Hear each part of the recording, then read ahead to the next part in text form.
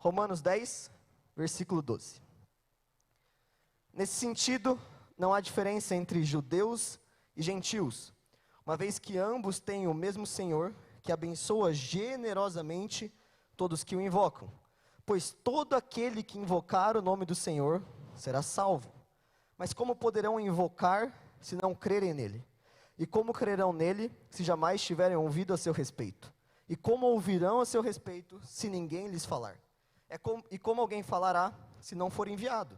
Pois as Escrituras dizem, como são belos os pés dos mensageiros que trazem a boa nova. Feche seus olhos.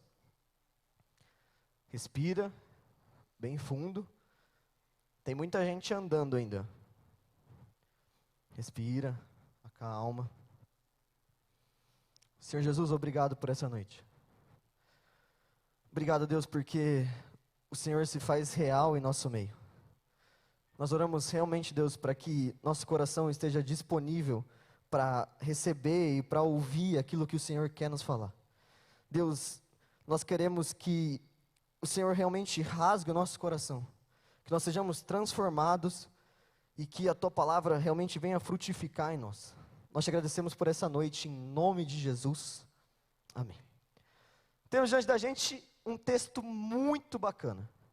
O Mano Paulo começa seu discurso, e ele começa destacando que não há diferença entre judeu e gentil. Para quem não está ligado, gentil é todo aquele que não é judeu. Então ele está falando, cara, não existe diferença entre aquele que é judeu e aquele que não é judeu. Uma vez que o mesmo Deus que morreu pelo judeu, ele também morreu pelo não judeu. Uma vez que o mesmo sangue que foi derramado pelo judeu, também foi derramado pelo gentil. O mesmo Jesus que salva o judeu é aquele que salva o gentil. Eu já tinha comentado isso em uma outra mensagem, mas existia uma forma de preconceito entre o judeu e o gentil. O judeu fazia um preconceito lascado com quem era gentil. Então, por muito tempo, eles achavam que a salvação era só para o judeu. No começo, eles pregavam só para quem era judeu. E aí Deus foi mudando essa parada. Existia um sentimento preconceituoso muito grande. E Paulo está nos dizendo que aquele que é o criador e mantenedor do mundo inteiro, ele não faz distinção de quem é judeu ou de quem é gentil, mas ele demonstra sua graça e misericórdia para todos aqueles que invocarem. Ele fala que quem invocar o nome do Senhor será salvo. Pouco importa se é judeu ou se é gentil. E aí, hoje em dia, você pode falar, Pedro, mas o que tem a ver? Judeu e gentil, essa história é antiga. Mas e se eu te falar que muitas vezes nós agimos como quem é judeu? Por exemplo, eu chego para uma pessoa e eu pergunto, e aquela sua amiga? Não está colando mais na igreja? E muitas vezes a resposta que a gente ouve é, Pedro, aquela amiga minha é complicada. Você não sabe os BO que ela faz, você não sabe as paradas que ela está se envolvendo. Aquela amiga minha, só Jesus na causa. E a pessoa, no discurso, ela está certa, porque realmente é só Jesus na causa. O problema é que você está criando um preconceito, e você está falando, não, essa pessoa ela é tão errada que ela não merece a salvação. Deixa eu te falar algo, você antes de se converter era tão errado quanto essa pessoa. Realmente é só Jesus na causa, porque não é a minha capacidade ou a sua capacidade de pregar o evangelho, mas é o sangue de Jesus que alcança essa pessoa.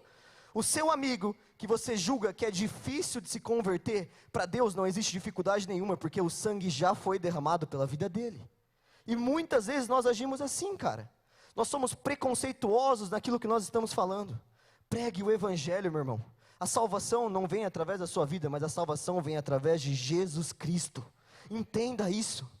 Prega o evangelho sem pensar, mas esse amigo meu é muito difícil, essa amiga minha é muito complicada. Não, prega o evangelho que quem faz a transformação é o Espírito Santo. Entenda isso. E aí Paulo, ele segue o texto, e aqui vem a parte principal. O texto nos ensina que todo aquele que invocar o nome do Senhor será salvo. E aí vem uma série de perguntas que elas devem começar a mexer conosco. Como poderão invocá-lo se não crerem nele? Paulo está nos ensinando que nós devemos crer com uma fé verdadeira. Fé essa que nos transforma. Fé que vai renovar a nossa mente, que vai transformar nossos pensamentos. Não igual alguns que são hipócritas e que, por exemplo, tem sucesso financeiro, tem sucesso na vida pessoal, e aí eles viram e falam, glória a Deus por isso, mas eles não estão glorificando a Deus, eles estão glorificando o suor do próprio trabalho. Tem muita gente que confessa a Deus com o lábio, mas destrói a sua confissão com as atitudes. E Deus está falando, como eles vão confessar se eles não creem de verdade? Só podemos invocar o nome do Senhor se nós cremos nele com uma fé verdadeira. Não da boca para fora, mas crendo e acreditando que nós podemos ser transformados. Como crerão se jamais tiverem ouvido a seu respeito? E aqui o BO começa a apertar um pouco para nós. Como vão crer se jamais tiverem ouvido a seu respeito? A gente não pode falar sobre algo que a gente não conhece. É tipo assim, vai ter um negócio de maquiagem amanhã. Se a Duda sentar comigo e ela me mostrar as maquiagens que existem, eu só vou acertar o batom porque é meio óbvio. Mas de resto eu vou errar tudo. Eu não posso falar a respeito de algo que eu não conheço. E nossa geração tem um problema sério com isso. A gente sempre gosta de dar opinião de tudo sem saber de nada. E a gente tem que tomar cuidado com essa parada. A gente fala de vários assuntos sem saber a respeito do assunto. A pessoa só tem conhecimento quando ela ouve falar a respeito daquilo. E aí o texto segue. Como ouvirão a seu respeito, se ninguém nos falar? E aí tem um B.O., irmão. Constantemente a gente vem no culto, a gente tem experiência, a gente chora, a gente clama pela presença de Jesus, levanta o sapato no Morumbi e fala, Deus, conta comigo, eu vou nessa, pode contar comigo que eu vou pregar o evangelho, eu vou fazer as coisas, e eu vou evangelizar, e a minha escola vai conhecer a Jesus. Só que aí quando a gente sai da porta para lá, a gente não pratica tudo aquilo que a gente falou aqui dentro. E o BO é muito sério. Como ouvirão a respeito se não há quem pregue? Mateus 5,14 nos diz que nós somos sal da terra e luz do mundo. O problema é que tem muito crente que vem para dentro da igreja e deixa o farolete aceso aqui dentro. E lá fora, quando tem que brilhar a luz de Jesus, apaga, cara. Você não foi chamado para brilhar a luz de Jesus somente dentro da igreja, mas você foi chamado para brilhar a luz de Jesus na escuridão da sua sala de aula. Você foi chamado para brilhar a luz de Jesus na escuridão da sua família. Você foi chamado para brilhar a luz de Jesus na escuridão da sua casa. É responsabilidade minha e sua anunciar aquilo que nós temos aprendido. Como ouvirão se não há quem pregue? Constantemente a galera quer subir em cima do púlpito e falar. Parece que o púlpito tem uma atração mágica. Então a galera quer, não, é porque Pedro, veja bem, se me derem um microfone eu prego. Uma vez a gente estava falando com um moleque, a gente falou, por que você não abriu uma célula na escola ainda? Aí ele falou, mano, é que eu pedi para minha diretora liberar o teatro para eu reunir a galera e ela não liberou. A luz só brilha quando está em cima de um púlpito, pelo contrário, a luz brilha no relacionamento. Você foi chamado para brilhar a luz de Jesus quando você está com seus amigos, não somente em cima do púlpito. O púlpito não tem efeito se a pregação do evangelho não for sincera. Chega de apagar aquilo que Jesus te chamou para manter aceso. Não mantenha a sua luz acesa somente dentro da igreja, mas mantenha a sua luz acesa da porta para fora. Quero dar um exemplo rápido a respeito disso. Cadê o pessoal que vai subir aqui? Aproveitar para tomar água.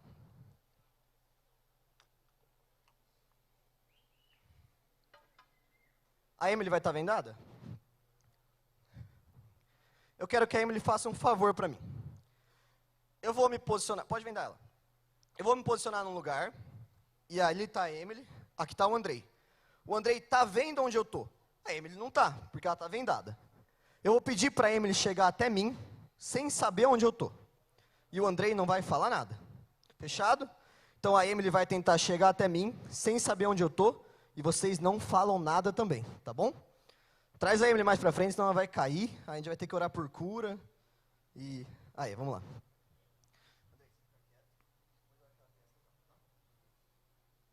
Vamos lá? Emily está pronta? Está enxergando?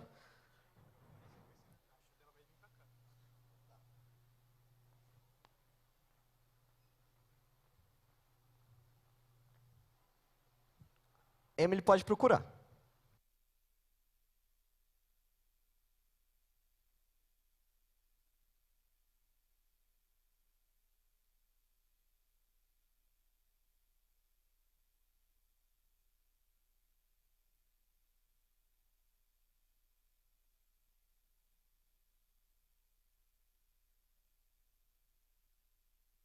Fechado.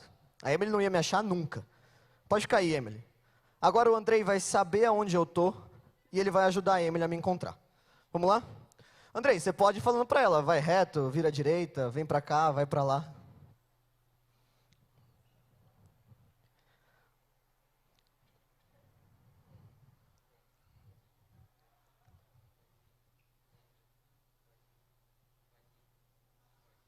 Fechado. A Emily achou. Uma salva de palmas para eles. Aonde eu quero chegar? Todo mundo estava vendo onde eu estava escondido. Todo mundo sabia onde eu estava. A Emily não sabia porque ela estava vendada. Era impossível ela achar onde eu estava sozinha. O problema é que muitas vezes nós fazemos o mesmo.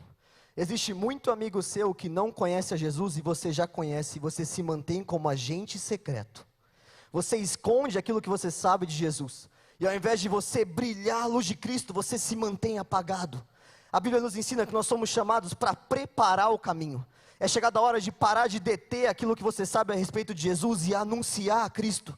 Fica muito mais fácil quando o Andrei chega do lado dela e fala, vai por aqui, vem para cá. Você tem que fazer o papel de preparar o caminho para Jesus chegar até a vida do seu irmão, cara. Você tem que fazer o papel de preparar o caminho para que seu irmão venha receber Jesus. Chega de deter a informação que você recebeu de graça. Nós recebemos a salvação de graça mediante Jesus Cristo. O problema é que muitas vezes nós retemos isso, quando Jesus pede para que nós venhamos anunciar. Você deve brilhar a luz de Cristo aonde você estiver. Em último lugar do texto, como alguém falará se não for enviado?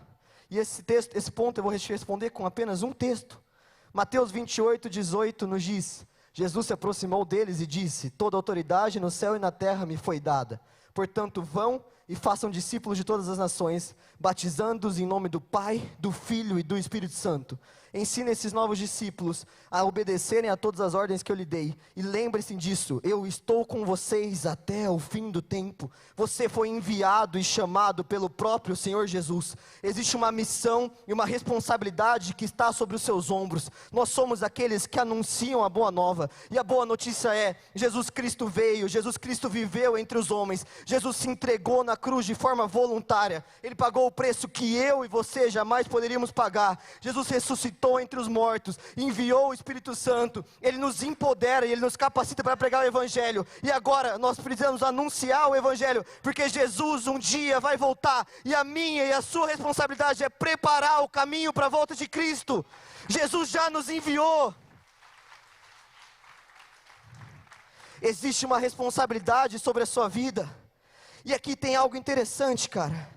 Essa semana eu estava trocando ideia com um amigo meu, e ele estava fazendo uma entrevista de emprego. Quantos aqui trabalham? Levanta a mão. É pouca mão, a maioria tem menos de 18, isso é bom. Quantos aqui estudam? Bastante mão. E aí esse amigo meu falou, cara, fiz a entrevista, e tipo assim, tinha eu e mais um cara, 50%. Ou passar eu ou passar ele. E aí esse amigo meu, ele é meio humilde, eu falei, como foi? Ele falou, destruí. Eu falei, da hora, mano, muito bem. Aí eu falei, e quando sai o resultado? Ele falou, essa semana, mas o pai foi bem, viu? Aí eu falei, maneiro. Saiu o resultado na terça-feira, eu falei, e aí? Ele falou, passou o outro cara.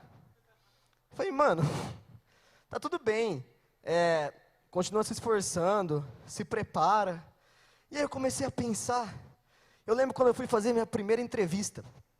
Hoje eu trabalho no Itaú, antes de entrar no Itaú, eu trabalhava numa cooperativa que chama Sicredi. E aí eu lembro que eu cheguei para a entrevista, tipo assim, não era um cargo muito alto.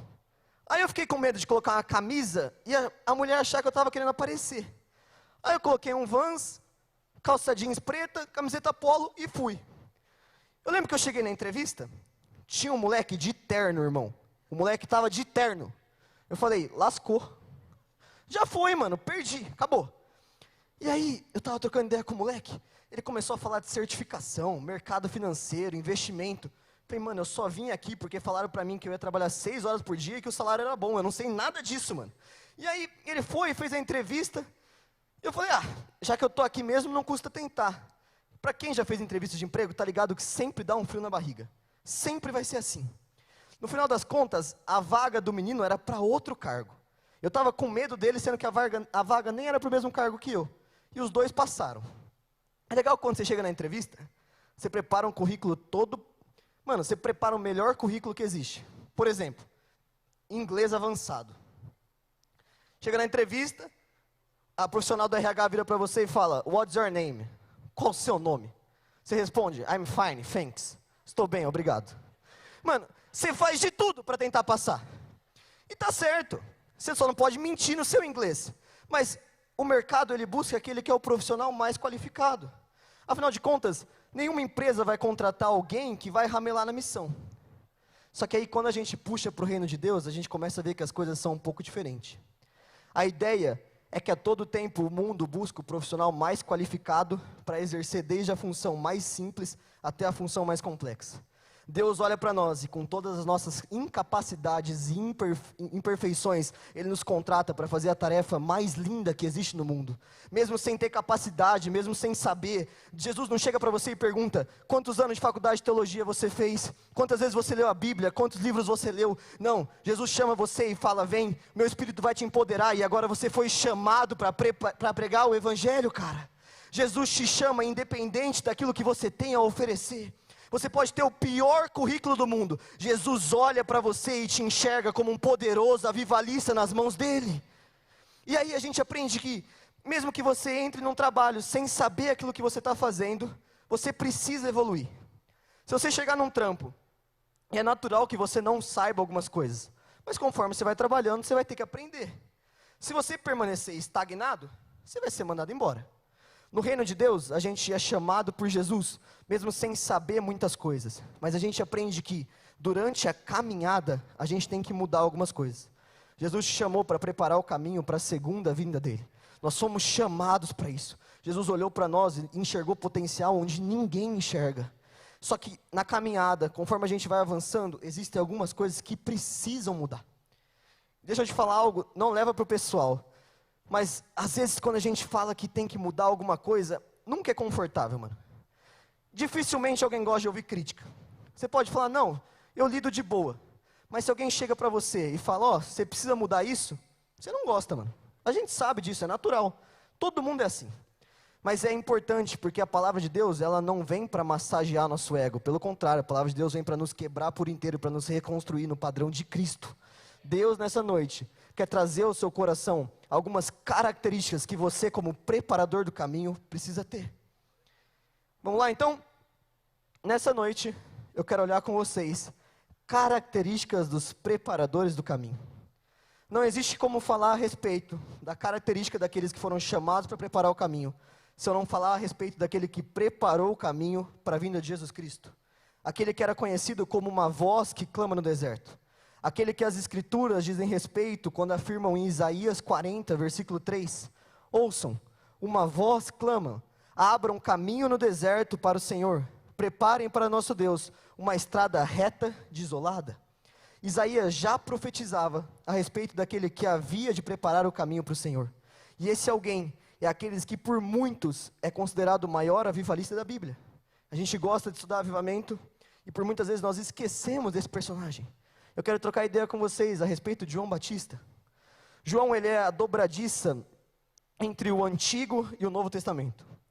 João, ele vem para fechar o Velho Testamento e abrir o Novo. João surge num período que teologicamente é chamado de intertestamentário. Ou seja, é o período que vai transicionar entre o Velho e o Novo Testamento. Para te situar, nesse período existia um silêncio profético da parte de Deus que durava por 400 anos. E aí, em meio a esse cenário, Deus, ele levanta um homem, cara. João Batista, ele era filho de Zacarias e Isabel. E ele é aquele que é chamado para preparar o caminho para a vinda de Jesus. João Batista, ele se levanta em meio ao deserto da Judeia. A voz não veio através dos homens mais conceituados ou daqueles mais preparados. A voz não veio através de um homem que estudava ou que se dedicava todos os dias a aprender a palavra de Deus. Pelo contrário, a voz veio através de um homem que por muitos era considerado estranho, se vestia de forma estranha, comia comida estranha, falava de maneira estranha e pregava num lugar estranho. O problema é que nesse homem existia o Espírito Santo de Deus, e aí não existe teologia que você possa estudar que seja maior que o poder do Espírito que está sobre a sua vida. João se levanta em meio ao deserto, e a Bíblia nos ensina que as multidões rumavam até ele, as multidões iam até onde João estava, porque a presença de Deus era com João Batista, cara. E a gente vê que esse homem, ele se levanta em meio a esse cenário, e o sucesso de ministerial de João foi algo estrondoso. João viveu para pregar o evangelho. João morreu como um mártir, e a gente sabe que ele foi decapitado. Mas do começo ao fim do seu ministério, ele viveu como alguém segundo o coração de Deus. A vida de João, ela nos inspira e ela nos ensina alguns padrões que nós devemos seguir. Em primeiro lugar, nós vemos que aqueles que preparam o caminho devem estar dispostos a abrir mão dos prazeres e títulos desse mundo. A Bíblia ela vai nos ensinar que João era filho de Zacarias. Zacarias, na época, ele era sacerdote. Vou dar um exemplo aqui para vocês. Quantos aqui na escola tem um coordenador? Levanta a mão. Quantos tem auxiliar de coordenação? Bastante gente. Na minha escola tinha a coordenadora e tinha auxiliar de coordenação. Qual que é a função do auxiliar? Caguetar aquilo que a gente fez de errado. Essa era a função, mano. Sendo bem nítido, o auxiliar de coordenação é aquele que preenche a advertência, para o coordenador só vir e assinar. O auxiliar de coordenação é aquele que passa na frente da sala de aula e fala: ó o Pedro mexendo no celular, dá o celular aí, menino. E aí a coordenadora vai e assina a advertência. É essa a função. O auxiliar de coordenação é uma ponte entre o aluno e o coordenador. O sacerdote na Bíblia, ele fazia uma ponte entre o homem e Deus. O sacerdote era aquele que era responsável por fazer expiação pelo pecado. O sacerdote era aquele que era responsável por apresentar o povo diante de Deus. O sacerdote era aquele que tinha acesso direto ao Pai. E quando a gente olha para o cenário atual, a gente aprende que não existe mais por que ter um sacerdote. Jesus, ele é nosso sumo sacerdote. Jesus pagou um preço que nós não poderíamos pagar, e agora nós temos livre acesso ao coração do Pai. Jesus pagou o preço por nossos pecados, que nós jamais poderíamos ter pago. Então, sacerdote hoje não existe mais, mas na época existia. E a pessoa que era sacerdote, ela tinha alguns benefícios. Então, por exemplo, a roupa do sacerdote era maneira. O sacerdote tinha uma roupa da hora, mano. Ele tinha uma peita de linho. Para você fazer uma camiseta de linho hoje, seria caríssimo, mas o sacerdote tinha. O sacerdote, ele tinha uma vida, de certa forma, que era meio tranquila. Ele tinha algumas regalias. De certo modo, ele vivia de uma forma agradável. E aí, quando a gente estuda a palavra de Deus, a gente vê que o cargo de sacerdote, ele era hereditário. Ou seja, se Zacarias era sacerdote, João Batista também deveria ser. Mateus 3,4 nos diz o seguinte: as roupas de João eram tecidas com pelo de camelo, e ele usava um cinto de couro, e alimentava-se de, repete comigo, gafanhoto, mais alto, gafanhoto e mel silvestre. Jejum intermitente, brinks. Mano, ele tinha direito a tudo aquilo que o pai dele tinha. Afinal de contas, o pai de João era sacerdote, então ele também poderia ser. Mas ele abre mão de tudo aquilo que ele tinha direito para viver a vontade de Deus. Para João, mais importante do que a roupa boa que ele podia ter. Para João, mais importante do que o monte de seguidor que ele podia ter no Instagram. Para João, mais importante do que ser conhecido ou ser famoso. Para João, mais importante do que tomar água gelada e trabalhar no ar-condicionado, era cumprir a vontade do Pai. Aqueles que preparam o caminho precisam entender que mais importante do que aquilo que o mundo pode nos oferecer de sucesso é cumprir a vontade de Deus para a nossa vida. Você pode ter 1 milhão de seguidores no seu Instagram. Se nenhum desses seguidores for influenciado para Jesus através da sua vida, de nada vale 1 milhão. Essa é a verdade. Mais do que status, mais do que fama, mais do que qualquer coisa que o mundo pode oferecer, cumprir a vontade de Deus para a nossa vida é mais valioso do que tudo isso. E aí o negócio começa a apertar um pouco para o nosso lado. Porque muitas vezes a gente declara que a gente quer preparar o caminho para Jesus. Mas a gente quer preparar o caminho que nos leva para cima do púlpito. Mas o chão que a gente pisa para subir, ninguém quer preparar. A gente prepara o caminho onde, por exemplo, a gente anuncia que a gente abriu vaga para quem quer dar a palavra do dízimo. E aí 18 pessoas levantam a mão. E aí a gente anuncia que abriu vaga para a equipe do banheiro e 2 pessoas levantam a mão. O reino de Deus não diz respeito ao status daquilo que a gente faz, mas o reino de Deus diz respeito ao teu coração disponível para cumprir aquilo que Jesus nos chamou para fazer, cara. E a gente precisa entender isso. O auge do cristianismo não é você ter um Instagram famoso, muito pelo contrário. O auge do cristianismo é ser um discípulo parecido com Jesus, que gera outros discípulos parecidos com Jesus. Jesus não te chamou apenas para colar no culto, Jesus te chamou para sair por aquela porta e anunciar o evangelho. E aí entra algo interessante. Se a gente pegar um a um para conversar, vão ter várias pessoas que vão falar que querem ser missionário. E dessas que querem ser missionário, pelo menos 70% vai falar que quer ir para a África. E cara, tá tudo bem com isso. Deus pode ter te chamado para essa parada. Mas eu quero te propor algo. Antes de você esperar você estar na África para começar a fazer missão, que tal você começar a fazer missão no Santa Antonieta, no Santa Helena, no Figueirinha, na Vila Barros, no seu bairro, cara? Antes de você esperar o status de missionário, que tal você começar a agir como um missionário, cara? Você não depende de um status para pregar o evangelho, você depende do sangue de Jesus Cristo e o poder que vem do alto, e isso já está sobre você. Entenda isso. Se você não faz missão nem na rua da sua casa, não vai ser na África que você vai fazer, não tem como. Não estou falando que você deve desistir daquilo que Deus colocou no seu coração, estou falando que você deve começar a pregar o evangelho aqui e agora, que aí quando você estiver na África, você vai colher frutos em nome de Jesus. Uns tempos atrás, colou uma missionária africana aqui, muito da hora, mano, colou no Tadel, o Valdir gostou da dancinha que o cara fazia, ele tentou aprender, mas não rolou. E aí, a gente vê que ela está colhendo fruto onde ela está. Deus colocou um sonho no coração dela e ela está cumprindo aquilo que Deus chamou ela para fazer. Mas ela já pregava o evangelho aqui em Marília. Se você não tem frutos nem na sua escola, como você vai ter frutos num lugar distante? Não é sobre o status de onde Deus te chamou para fazer, mas é sobre o seu coração estar disponível para cumprir a vontade do Pai, cara. Entende isso? Você quer estar num lugar e às vezes você quer estar fazendo tal parada e seu coração pode estar com a intenção errada. E isso precisa ser mudado. Aqueles que preparam o caminho devem estar dispostos a cumprir a vontade de Deus, indiferente de status, título ou fama. E aí vem algo interessante. Para quem acha que o campo missionário é uma palavra tão suave, não é bem assim. Em 2019, eu fui fazer missão com a igreja. A gente ficou um mês e um pouquinho em Amsterdã. Suave. País de primeiro mundo. Amsterdã tem o metro quadrado mais caro do mundo. E eu cresci com... Cara, contar uma vergonha aqui. Minha mãe faz meu almoço antes de eu ir trabalhar todos os dias, até hoje. Eu acordo, minha marmitinha está pronta, eu pego minha lancheira, tem uma lancheira para levar no banco. Pego minha lancheirinha e vou para o banco, minha mãe faz. Então eu sempre fui criado assim, eu acordo, minha roupa está passada, está limpa. E aí eu fui. Eu falei, mano, vai ser suave. Ô, país bom, ruim de pregar o evangelho, pós-cristianismo. Mas dificuldade eu não vou passar, as paradas vão acontecer e vai dar tudo certo. E aí quando eu chego em Amsterdã, tinha um pastor que tinha prometido para a gente dar a casa e ele dava um dinheiro para a gente comprar comida todo dia. Primeira semana ele cumpriu, segunda semana chegou um outro rapaz e ele teve que cortar a verba. O que acontece? Existia um refugiado que veio do Egito e ele trampava no mercado e era membro da igreja. O que tinha de comida para a gente? O que estragava no mercado. Então, estragou croissant, estragou iogurte. Aquilo que sobrava e ninguém comprou, que estava estragado, ele levava e a gente tinha que comer. Os primeiros 4 dias eu fiquei com nojo. Então, eu não comia. Não comia, e aí eu comecei a passar meio mal, e quando tinha que sair para a rua, eu não tinha força para fazer as paradas. Depois de 4 dias, eu comecei a entender que Deus queria transformar algumas coisas dentro de mim.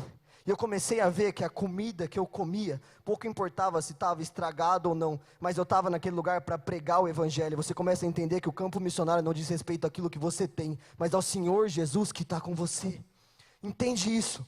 Você não vai estar preparado para aquilo que Jesus te chamou para fazer se você não entender que você tem que mudar o seu coração. Se é preciso se quebrar por inteiro, se quebre, mas Jesus quer te transformar. Outro ponto importante é que aqueles que preparam o caminho devem ser humildes de coração e entender que aquilo que fazemos não depende de nós, e sim do Senhor. Se a gente olha para João 3, a gente vê um cenário muito interessante. João estava batizando de um lado, e aí Jesus chega e começa a batizar algumas pessoas, e a Bíblia nos ensina que a multidão, ela se reúne, e ela vai ouvir aquilo que Jesus estava falando. Afinal de contas, era Jesus, mano. Jesus estava naquele lugar batizando. Então a multidão, ela vai até Jesus, e alguns discípulos de João viram, e parafraseando falam, qual que é a do maluco ali, ó? O que ele está fazendo? E aí eles começam, o cara chegou agora, está querendo sentar na janelinha, você está aqui a mó cota, João, ele tem que respeitar seu corre. E aí João vira e ele diz algo muito interessante. João 3,30 nos diz o seguinte, ele deve se tornar cada vez maior e eu cada vez menor. João, ele ocupava o cargo mais alto na lista daqueles nascidos de mulher. É como se a gente podia fazer uma reunião aqui, juntar 10 pessoas e falar, mano, o Neto é o cara mais crente que tem no Multi. De nada ia valer, foi a gente que decidiu. Mas a Bíblia nos ensina que João foi chamado pelo próprio Deus como, entre os nascidos de mulher, ele é o maior. Não existia ninguém maior que João. E mesmo assim, ele entendia que tudo aquilo que ele fazia não dependia dele, mas dependia do Senhor Jesus. O pedido de João era que o nome dele desaparecesse e que o nome de Jesus aparecesse. O pedido de João era que ele se tornasse cada vez menor, para que Jesus pudesse se tornar cada vez maior. Isso é importante, cara. João, ele reconhece que ele não era digno de desatar as correias das sandálias de Jesus. O povo estava ali para ouvi-lo e ele vira e fala: aquele rapaz que está vindo, eu não sou digno de desatar a correia das suas sandálias. Antes de tudo acontecer, a sua pregação ela não era de autoelogio ou sobre aquilo que ele sabia fazer. Ele pregava que aquele que viria após ele era muito maior do que qualquer capacidade que João pudesse ter. A gente tem que entender isso. Maior do que aquele que realiza a missão é aquele que nos chamou para pregar o evangelho, e esse nome é Jesus Cristo. Maior do que a sua capacidade, de aquilo que você pode fazer, é o nome de Jesus que te capacita e te empodera todos os dias, cara. E aí hoje em dia a gente vê um cenário muito diferente. Constantemente a gente vê alguns pastores que preferem muito mais a luz do holofote do que a luz do lugar secreto. Pastores que pregam em sua mensagem muito mais sobre si mesmo do que sobre Jesus Cristo. Isso está errado. Isso é perigoso. Quando a gente começa a achar que a gente é bom naquilo que a gente faz, a gente começa a tirar a glória que é de Deus e começa a dar a glória para nós, e o único nome que é digno de ser glorificado é o nome de Jesus. A gente precisa entender isso. Na nossa capacidade, naquilo que a gente pode fazer, nada vai acontecer, mas o nome de Jesus precisa ser exaltado, porque é no nome de Jesus que você tem poder, é no nome de Jesus que você ora e as pessoas são curadas, é no nome de Jesus que você ora e as pessoas são libertas, é no nome de Jesus que você ora e a sua sala se converte a Jesus, não na sua capacidade, mas no nome de Jesus.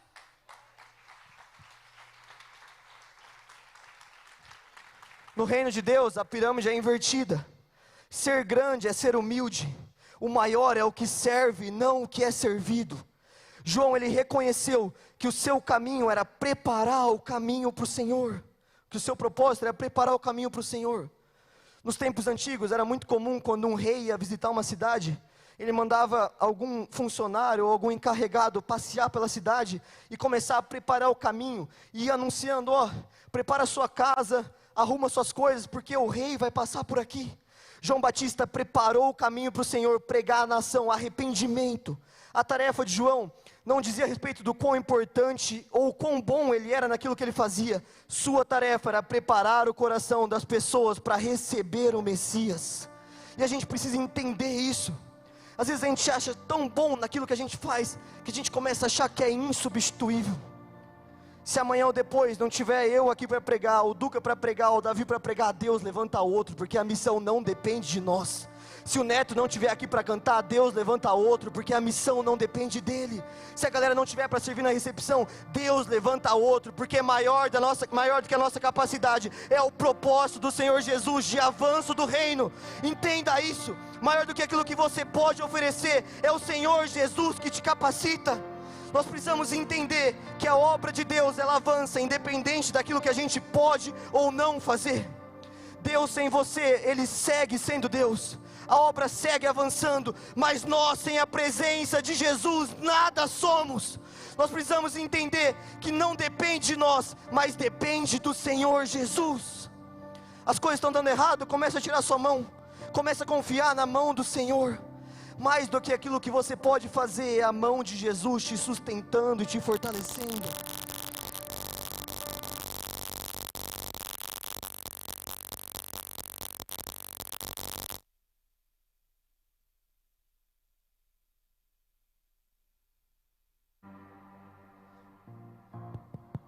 Voltou? Glória a Deus. Aqueles que preparam o caminho devem ser corajosos. O sermão de João Batista, preparados no deserto da Judeia, com toda certeza seriam reprovados hoje. Aquilo que João Batista falava, com toda certeza não ia poder passar. Se João sobe um Reels pregando no Instagram, ele ia ser derrubado em exatos 2 minutos.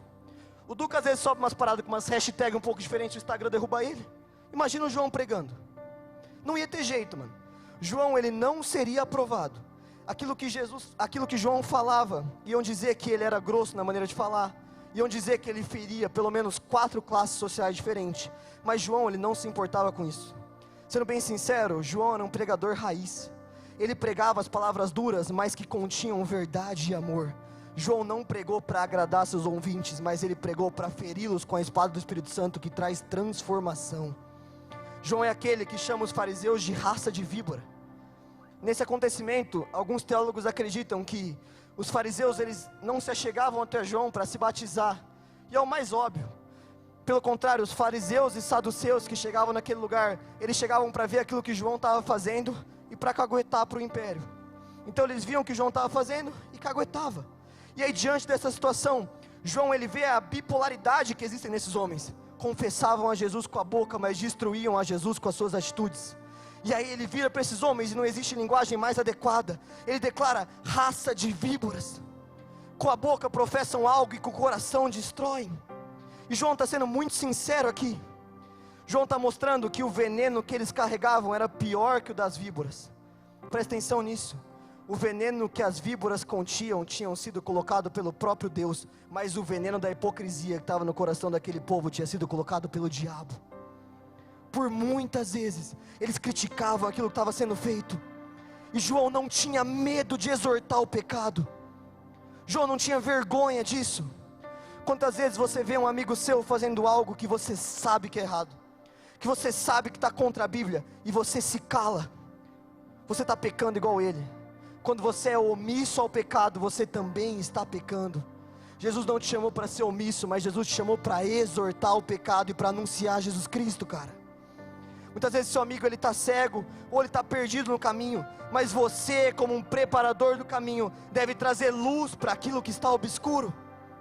Se você, vendo que alguém está agindo errado, permanece humilde, permanece omisso, você também está errado. Você não tem que fazer o papel de julgá-lo. Esse papel não convém para a gente, não nos pertence. Mas o papel de exortar e de anunciar a verdade é meu e seu. Você deve anunciar o caminho que aponta para Jesus. Outro ponto interessante é que João, em momento nenhum, ele tem medo de falar de tema grave. João não tem medo de falar do inferno. Muitas vezes nós vemos pastores hoje que têm medo de falar do assunto do inferno. Nós não devemos ter medo. Melhor do que falar... É pior você não falar do assunto do inferno do que ver os seus amigos caminhando a passos largos para o inferno. Você tem que ser realista. Chega de suavizar as palavras para se encaixar num contexto cultural. É claro que você não vai chegar atacando o seu irmão, ferindo o seu irmão, mas seja firme nas suas palavras. Pregue a verdade que é Jesus Cristo, e não existe outra verdade. Entenda algo. Mais vale uma pregação dura que confronta o pecado do que uma pregação sofisticada que massageia o ego. Você tem que entender isso. É muito melhor você pregar algo que vai apontar para Jesus do que você pregar um monte de mentira que vai continuar com a vida do seu irmão no inferno. Seja a boca de Deus na vida do seu irmão, cara. João, ele pregava o verdadeiro arrependimento. Ele não pregava um arrependimento onde a pessoa vinha no culto, se emocionava, saía pela porta e continuava fazendo o mesmo de errado. Não, João pregava a verdade que é Jesus Cristo, e nós somos chamados para pregar essa mensagem. Você foi chamado como preparador do caminho para anunciar o seguinte: Jesus te ama, Jesus morreu por você, Jesus te aceita como você é, mas Jesus quer te transformar, Jesus quer te mudar por inteiro. Chega de ser conivente com o pecado, mas declare a verdade que é Jesus. Só com verdadeiro arrependimento você vai colher frutos de arrependimento. Pregue Jesus Cristo, cara. Independente da situação, você deve sim levantar a bandeira do amor, e essa bandeira é Jesus Cristo de Nazaré. Independente da situação, anuncie Jesus. Nós somos a geração que é chamada, que se tiver que ser preso pelo Evangelho, nós vamos ser, mas nós jamais vamos mudar as palavras que saem da boca de Deus. Entenda isso. E em último lugar, aqueles que preparam o caminho devem ser cheios do Espírito Santo. A palavra de Deus é muito clara a respeito disso. Lucas 1,15 nos diz: pois ele será grande aos olhos do Senhor, nunca tomará vinho nem outra bebida forte, será cheio do Espírito Santo antes mesmo de nascer. A plenitude do Espírito marcou a vida de João do começo ao fim. João foi escolhido por Deus e revestido pelo Espírito antes mesmo de nascer. Muitos são cheios de conhecimento, mas vazios de poder.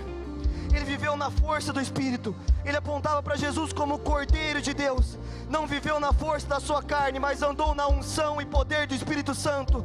O poder que tinha para viver e pregar não procedia da terra, mas descia do céu. Ele nasceu e viveu no poder do Espírito. Como preparadores do caminho, hoje, mais do que nunca, nós precisamos desesperadamente de homens e mulheres que são cheios do Espírito Santo. Homens e mulheres que não dizem palavras que saem da própria boca, mas que professam palavras que vêm direto do trono de Deus. Muitas vezes as coisas não estão dando certo na sua vida, porque você passa mais tempo de pé, planejando como você vai agir, quando você devia passar tempo ajoelhado na presença de Deus, pedindo: Senhor, me reveste com o poder do seu Espírito, porque a estratégia e o caminho correto vem do céu. É Deus quem tem as nossas soluções, é o Espírito quem vai te capacitar. Edward McCrandbound diz o seguinte: ele era um ministro metodista, e ele afirma que nós estamos à procura dos melhores métodos, ao passo que Deus está à procura dos melhores homens. Deus não unge métodos, mas Deus unge homens. Pregação sem a presença do Espírito mata. Pregações vazias de Deus e cheias do próprio eu resultam somente em cócegas no ouvido daqueles que estão ouvindo. Você pregar sem a presença do Espírito Santo não vai trazer fruto, mas a pregação revestida pelo Espírito penetra no mais íntimo do ser, gera transformação, arrependimento e conversão. É essa pregação que nós precisamos anunciar, é esse Jesus que nós precisamos anunciar, revestidos e cheios do Espírito Santo. Sem o Espírito nós não conseguimos. Muitas vezes nós estamos cheios de nós mesmos e vazios de Deus. Nenhuma técnica humana substitui o Espírito Santo. Nenhuma estratégia, por melhor que seja, pode tocar os corações. Somente o Espírito Santo convence do pecado, da justiça e do juízo. Um pregador sem o Espírito é uma lástima. É como você tentar cortar a madeira com o cabo do machado, vai ser um fracasso. Sem o poder do Espírito não existe pregação e não existe evangelismo. Só o Espírito tem o poder de penetrar os corações com a palavra.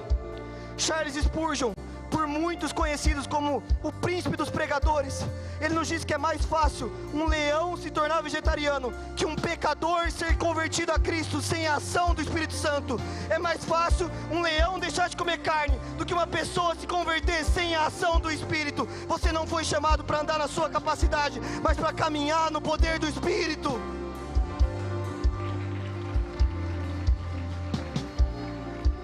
É da vontade de Deus que sejamos cheios do Espírito Santo.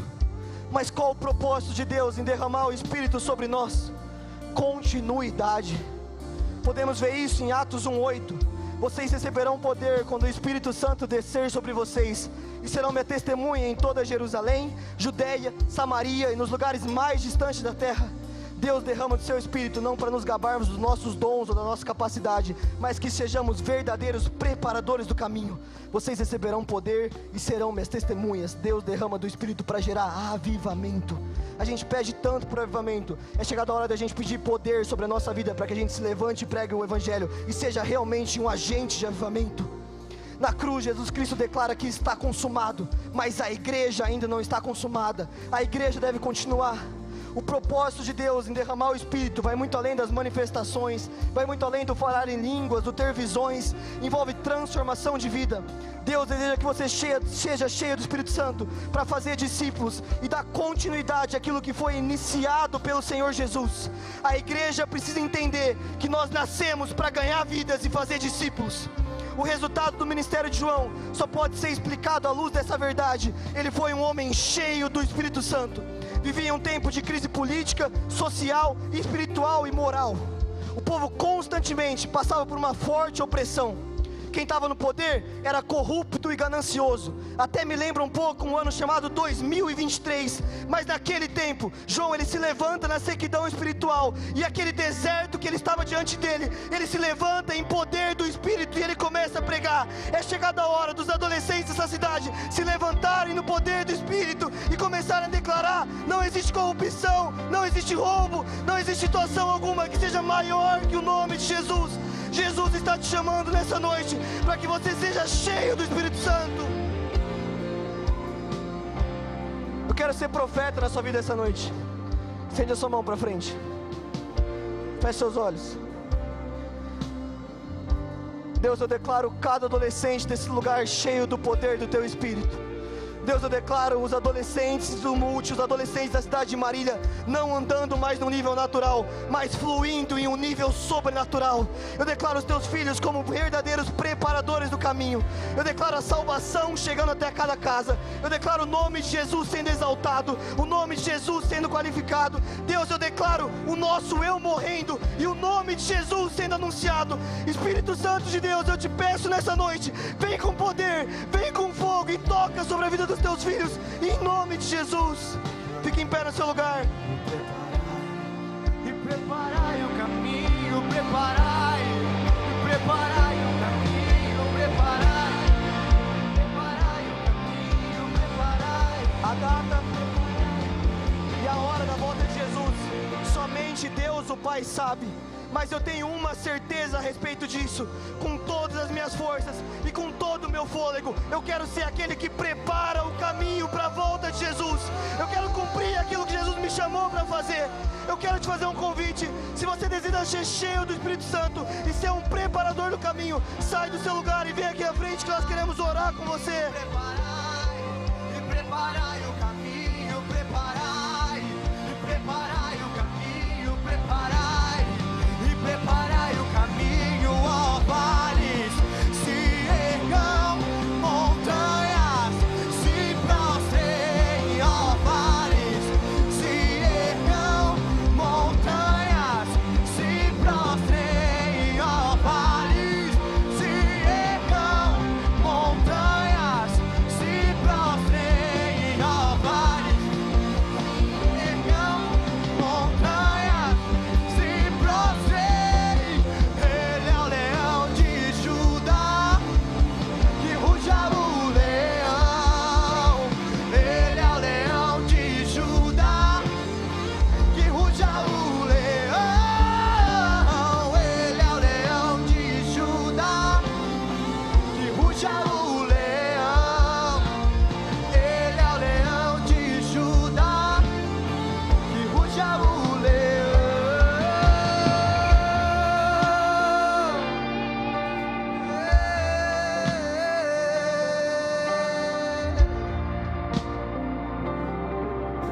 Jesus está te chamando nessa noite. Eu creio mesmo que nós seremos uma geração que vai marcar o caminho para a segunda vida de Jesus Cristo. Deus, Ele deseja transformar o seu coração. Senhor Jesus, eu coloco a vida de cada irmão meu que está nesse lugar, e eu oro para que eles sejam quebrados pelo Senhor, que eles sejam moídos pelo Senhor, e que o verdadeiro caráter de Cristo seja colocado na vida de cada um. Deus, eu oro para que nós sejamos realmente preparadores do caminho, que não anunciam a respeito de nós mesmos, mas anunciam a vida e a vitória de Jesus. Senhor Jesus, eu oro pelo poder do Espírito que vem do alto. Eu oro para que os teus filhos sejam cheios de toda a plenitude do Senhor, que a vida deles sejam entregues e firmadas em Ti, em nome de Jesus. Se você pode, fique em pé no seu lugar.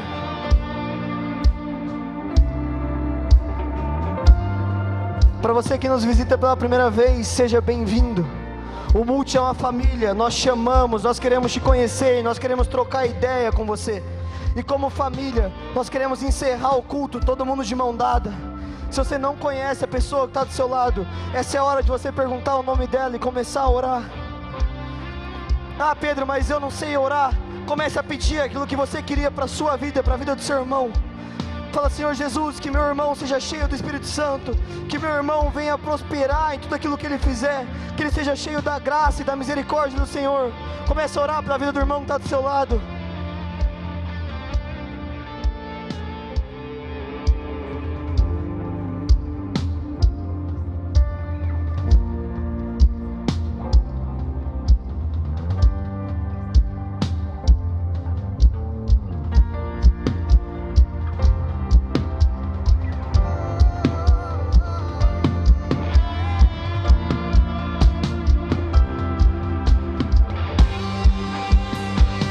Senhor Jesus, obrigado por essa noite. Obrigado pela vida de cada um dos teus filhos. Nós oramos realmente para que eles sejam cheios do teu Espírito, Senhor. Nós oramos para que o Senhor os abençoe e que eles possam pregar o Evangelho por onde eles estiverem. Nós oramos, Deus, capacita e empodera a vida dos teus filhos através do nome de Jesus. Deus, assim nós oramos e te agradecemos em nome de Jesus. Amém. Faz assim bem bonito com a sua mão, como se fosse receber um presente. Eu falo e vocês repetem. Vamos lá? Que o amor de Deus, que a graça do nosso Senhor Jesus e que as consolações do Espírito Santo estejam comigo, estejam com a minha casa, estejam com a minha família, seja com toda a galera do Multi e com toda a galera da PIB Marília. Em nome de Jesus, amém!